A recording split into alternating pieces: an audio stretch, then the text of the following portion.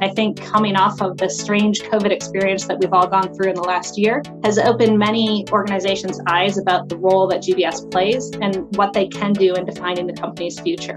Welcome to the GBS Masterminds podcast, the one and only platform for global business service leaders to share their experiences of building world-class shared service organizations. My name is 𝗔𝗯cie 𝗦𝗲, founder and CEO of HighRadius, and I'll be your host. Today, I'm honored to host Deanna Adler, Vice President of Global Business Services at Kellogg's company. Before entering the role of GBS leadership, Deanna has been an integral part of Kellogg company as the Chief Financial Officer of a large business unit over a decade. Deanna, thank you so much for joining us today. Welcome. Thank you, 𝗔𝗍cie, for inviting me to be part of this. It's truly an exciting and very trendy forum. You bet. Tell us a little bit about yourself and your career journey. All right. I've actually grown up with the Kellogg's organization, and in particular within the finance organization of Kellogg. So I started as a cost analyst, I hate to admit, almost 25 years ago, and now I'm the lead of global business services for the company. Kellogg's world headquarters is based in Battle Creek, Michigan, and I was actually born and have lived the majority of my life in Michigan. So we like to say that Kellogg's is a small, big company. As many Midwestern-based companies are, we are very relationship-based. So that aspect of Kellogg has worked well for me as I've built my career. I also have 3 children that I've raised in those 25 years. So having balance was a priority for me, and Kellogg's did a great job of providing that. As you mentioned, prior to coming into the GBS role in Kellogg's, which was about 2 years ago, I served as a CFO of some of our larger North America-based business units. And through time and experience, I built a pretty thorough understanding of how Kellogg's operated, but also where our opportunities lied from process and technology perspective. Additionally, I'd become pretty good as a CFO of driving excess cost out of an organization. So when I was asked to come into GBS, that was a pivotal point for me, for GBS and for my career. We'd been in the model about 5 years. We were divesting a business and needed to address stranded cost. And additionally, we need to figure out, where we wanted GBS to go in the future and how to bring that a little bit closer to the business objectives and the company's broader strategy. And so that combination of things made me a good fit for the job. From my perspective, I was excited to broaden my experience beyond finance, as we are a multifunctional GBS organization, and also globally. And to lead, a, quite frankly, pretty large organization of about 1,000 people within Kellogg's, and learn how to engage and inspire that organization. That, for me, is a personal passion. I am very much a people finance person, which, does make me a little bit of a unicorn among some of my finance peers. So it's a little bit about me. You bet. And very unique background. So I'm looking forward to your insights because you've been a business unit CFO before and now a GBS leader. So I think that's a fairly unique. So I'm going to then jump right into the $6 million question, starting with the first one. The first one is, I think, highly debated captive center model versus outsourcing, which is like doing it by yourself in your own shared services sector. So I'm really curious your thoughts on that. It's an interesting question. It is a $6 million question. So honestly, for Kellogg, I believe a hybrid model is best. But what I've found in my 2 years navigating the GBS industry is that there is no right or wrong model. You really have to choose what's best for your company and your culture. But you should ensure that whichever model you choose, that you do continually evolve and don't sit still. I fundamentally believe that change is at the core of what a GBS organization needs to be. So diving a little bit more into why hybrid is right for Kellogg's, we found that when we outsourced work that had gone through holistically a transformation process, that has actually worked fairly well, but not so well when the process was simply a lift and shift of an inefficient process. At Kellogg's, in, again, this relationship-based culture that we had, we found that a third party was not very successful at building the connections needed within the business to drive policy changes or structure changes from their side that needed to occur for that transformation to really happen.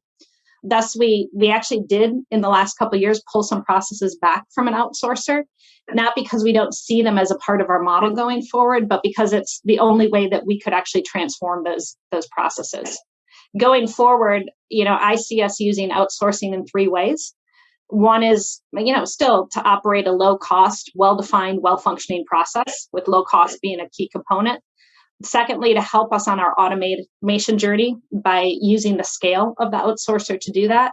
And third, to provide expertise in an area where Kellogg's does not have it, nor do we want to build it. So, for example, running a call center, or, we use an outsourcer for indirect procurement market intelligence, right? So those are the areas that I think we would still lean towards. And those that require higher integration with our business are where we're looking to just take on new scope and transform it. We would probably still keep those primarily in captive centers. Interesting. So I guess that dovetails us right into the $1 million question number 2, which is, should you harmonize and standardize your processes first, or lift and shift and do a rapid transformation? So if you could talk through that a bit in your experiences, your viewpoint, as well as maybe an example experience. I guess I did jump ahead of your question there a little bit, but I think it's twofold. So I touched on it relative to outsourcing, and clearly my answer was, don't lift and shift as you outsource. I would definitely advocate for transforming or standardizing and then shifting it. But in general, I would say that's probably the best approach when moving any work into your GBS organization. At Kellogg's, our hire to retire and our procurement journey into the GBS model has been more successful than, say, like our finance journey, because as a whole, the function transformed at the same time that we went into the model. So HR went through a holistic transformation, and the GBS model was an outcome of that. Our experience with finance wasn't the same. It was primarily cost and labor arbitrage driven. And then the goal was to transform once we got into that model. And, quite frankly, that transformation just didn't really occur on a broad scale. Once that cost benefit was realized, we kind of walked away from it. Now, that being said, now that you're in a model, or if you have a more mature GBS model where you have, CI resources, continuous improvement as a way of working, I think lift and shift for scope increases can work, as long as, transformation of that process is inherently part of the work plan right from the start, and why you're bringing it into GBS. I think in the future, our partners expect more than just cost benefit. So, doing the process better should, quite frankly, be part of the given on why you're coming into the model at this point in time. So kind of like a 3-tier answer to that question there. Hope that's okay. You bet. The next $1 million question, Deanna, is more around technology, robotic process automation versus foundational platforms. I've seen a lot of GBS leaders have different viewpoints. Some have done a lot of bots, some have done very less. We'd love to hear your viewpoint on RPA and overall technology itself from a GBS transformation perspective. I'll start maybe with RPA and then jump into a little bit more of AI. So, I, quite frankly, and the more I talk to some of my peers, I keep on saying that I really feel like we're behind in this space. And when I kind of explain why, they jump back and say, "Oh no, you're not behind," and then that makes me feel a little bit better. But my recommendation on RPA is to make sure that you first have an end-to-end understanding of the process, and that you've done quite a bit of standardization already before you start just putting RPA bots into it. In other words, don't do RPA just to say you're doing it, and without a clear understanding of it, where it can really provide the benefit, and be willing to act on executing against those benefits. So at Kellogg's, we launched an RPA program probably about 3 years ago, and we backed off of it pretty quickly. We got sold on the quantity of RPA versus the quality of it, is probably the way that I explain it best.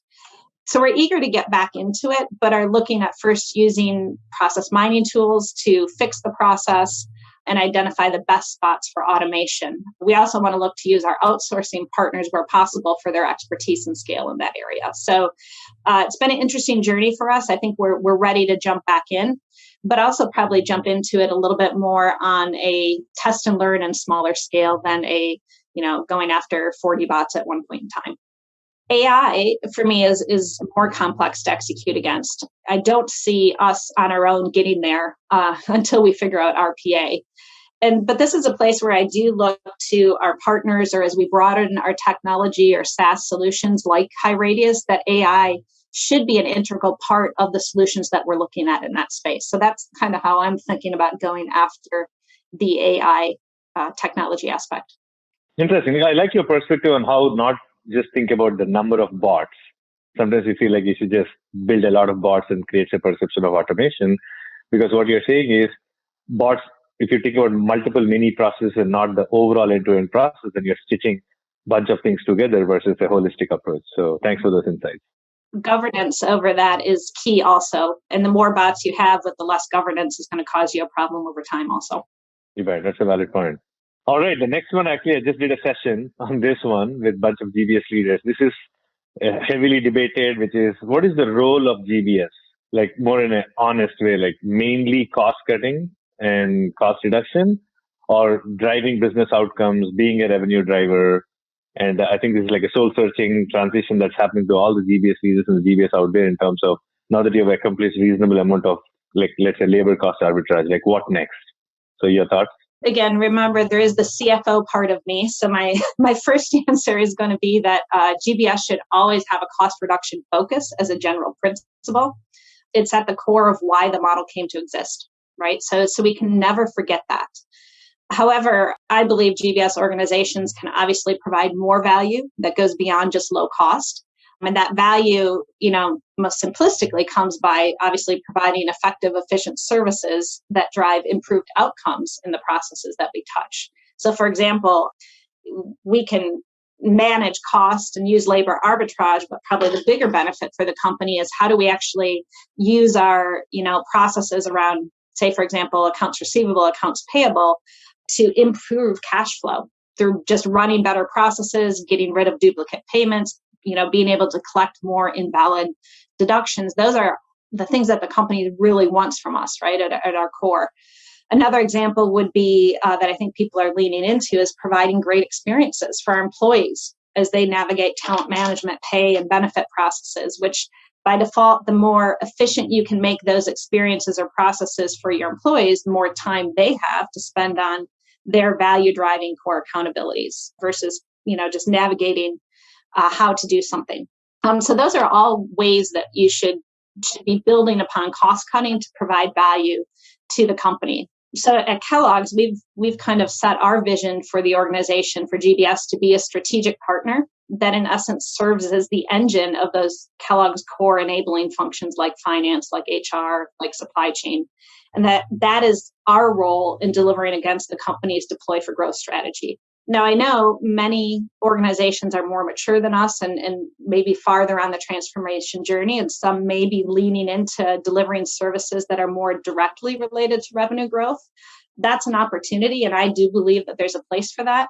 Where we're at Kellogg's, we're not there yet. And some of that's, driven by our model, the way that we operate it. But I do believe there's a huge amount of opportunity for us to still play in that indirect role in driving growth. Good. I like your focus. It's like, how you were born, the GBS, so it's always like always focus on cost and efficiency first and then build on top opportunistically, seems like. All right. The next question is core ERP versus modern SaaS platforms. So what's your view on the trade-off between SAP and Oracle versus modern niche platforms and of course, Heritage is one of them, but there are other companies like Coupa and Blackline and lots of technologies out there. How do you think about the trade-offs when you think about decisioning? I'm going to cheat and I'm going to use my answer from before and say that I believe it's a hybrid approach. But, quite frankly, most companies have invested a lot of time, money, and defined ways of working in our core ERP systems. And for us at Kellogg's, that's SAP. And I fundamentally believe that we should first look at how we can unlock everything we can from that large investment that we've made. So for Kellogg's, there is a clear opportunity here from a process perspective, and particularly in GBS, we have room to better understand what we refer to as our current ecosystem, which is inclusive of SAP, and what we already have surrounding it. So how can we improve upon that? How can we build upon it? We found that there's, just in doing some work on that right now, that there's some aspects of SAP that we've never turned on that can provide benefit to us. So we need to do better in that space. And I quite frankly think most companies might say that. We have probably let IT, which does not sit in GBS for us, be sole owners of that. And we all know that a combined IT process business owner understanding goes much farther when driving solutions. So that's kind of the first part of the answer. That being said, there's a lot of exciting stuff happening out there when it has to do with technology. and what some of these new software programs can offer, like the ones you mentioned above, especially when it comes to visualization tools, automation, and of course, as we had talked about, AI. So it just needs to be an and not an or. So, I think that's the approach that we're taking. There are some tools that we've more recently invested in that are providing that, like Anaplan, like HighRadius, but also finding that some tools that we've had for a while that we're now making better use of as we understand them better, like the SAP SuccessFactors component or OnPrompt, or even, something that's been around for years like Windshuttle. All right. The last question is closing note, Deanna. Would you like to leave your listeners with some parting advice? Yeah. So, 3 years ago, if you would have told me that I was, today doing a GBS Masterminds podcast, I would have told you that you were probably talking to the wrong person. That wasn't me. I wasn't a GBS person.